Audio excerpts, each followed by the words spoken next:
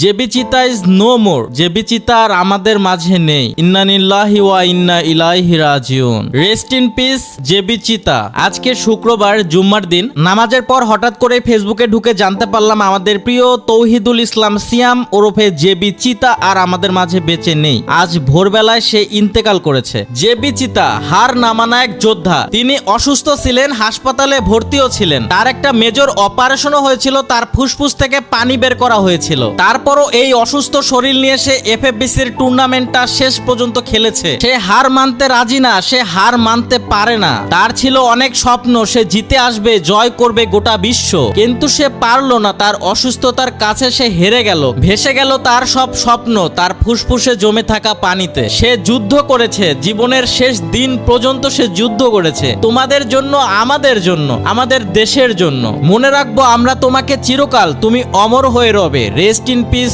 JB চিতা। JB চিতার এমন কি হয়েছিল তার ফুসফুস ছিদ্র করে পানি বের করা হলো। চিতা খুব অসুস্থ। আমি জানতে চাই কি হয়েছে চিতার।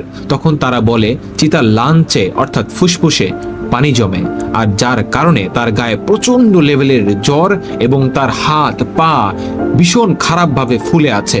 আমি কথাটা শোনার পর আতঙ্কিত হয়ে যাই। যখন তার সাথে দেখা করতে যাই, গিয়ে দেখি সে বিছানায় শুয়ে আছে একটা কম্বল মুড়ি দিয়ে। তার কপালে আমি হাত দিলাম, হাত দিয়ে দেখি তার শরীরে প্রচন্ড পরিমাণে জ্বর। তাকে আমি জিজ্ঞেস করি, ভাই তোমার কি হয়েছে? তখন সে বলে হাসতে হাসতে, ভাই কিছুই হয় নাই, জাস্ট এখানে একটা ছিদ্র করছে আমার পিঠে, ফুসফুস থেকে পানি বের করছে। আমি বললাম হোয়াট?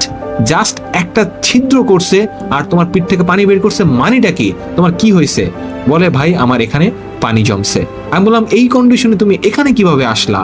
তখন চিতা আমাকে বলে, ভাই এটার পিছনে অন্য একটা কাহিনী আছে। আমি বললাম কি কাহিনী আছে আমাকে বলো। এই কাহিনীটা শুনলে তোমরা সত্যি অবাক হয়ে যাবা এবং বুঝবা একটা প্লেয়ার কিসের জন্য, কি এমন আছে গেমের ভিতরে তার এতটা পাগলামি করতে হবে। আসলে জেবি চিতা আসলে একটা লেজেন্ড। জেবি চিতা আসলে একটা পাগল যোদ্ধা ছিল, মারাত্মক লেভেলের যোদ্ধা। সে যা করেছে তা অকল্পনীয়। তোমাদের জন্য, আমাদের জন্য, আমাদের দেশের জন্য, বাংলাদেশ ই স্পোর্টস কমিউনিটির জন্য জেবি চিতা একটা গর্বের নাম, একটা সাহসের নাম, একটা যোদ্ধার নাম। তোমাকে হাজারো সেলুট জেবি চিতা। তুমি আমাদের ই স্পোর্টস কমিউনিটির গর্ব, তুমি আমাদের অহংকার, তুমি জব ব্রেকার টিমের একটা স্বনামধন্য প্লেয়ার। তুমি অনেক দিয়েছো আমাদের ই স্পোর্টস কমিউনিটিকে। এই ই স্পোর্টস কমিউনিটি তোমাকে আজীবন মনে রাখবে। তুমি একটা লেজেন্ড, তুমি এমনই একটা যোদ্ধা, তোমার মতো যোদ্ধা আমি একটাও দেখিনি। তুমি এই অসুস্থ শরীর নিয়ে, একটা মেজর অপারেশন নিয়ে তুমি যুদ্ধ করে গেছো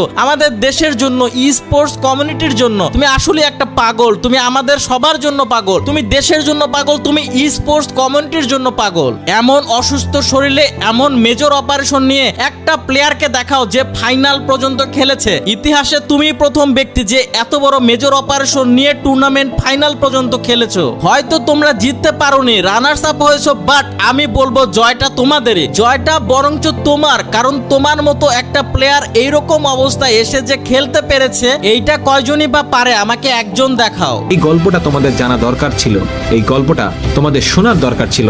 তার কারণ এফএফবিসি জিততে পারেনি চিতা ঠিকই, কিন্তু চিতা যে লেভেলের ডেডিকেশন দেখিয়েছে এটা তোমাদের জানা দরকার ছিল। তোমরা অন্তত সারা জীবন মনে রাখবা এমন একটা পাগল প্লেয়ার ছিল যে হসপিটালে ভর্তি ছিল, তার অবস্থা এতটাই খারাপ ছিল তাকে হসপিটাল থেকে বের হতে দিচ্ছিল না। সেই অবস্থায় সেই মিথ্যা কথা বলে এসে গেম খেললো এবং যুদ্ধ করলো, চেষ্টা করলো, চ্যাম্পিয়ন হতে পারেনি, কিন্তু সেকেন্ড পজিশন অর্জন করে ঠিকই নিয়েছে। আমি চাই আজকের এই ভিডিওটা তোমরা সবাই শেয়ার করে দাও। হয়তো একদিন চিতা চ্যাম্পিয়ন হবে, হয়তো একদিন জব ব্রেকার্স চ্যাম্পিয়ন হবে, কিন্তু তাদের এই গল্পটা হয়তো কোনোদিনও বলা হতো না। এই ছিল আজকের ভিডিওটা।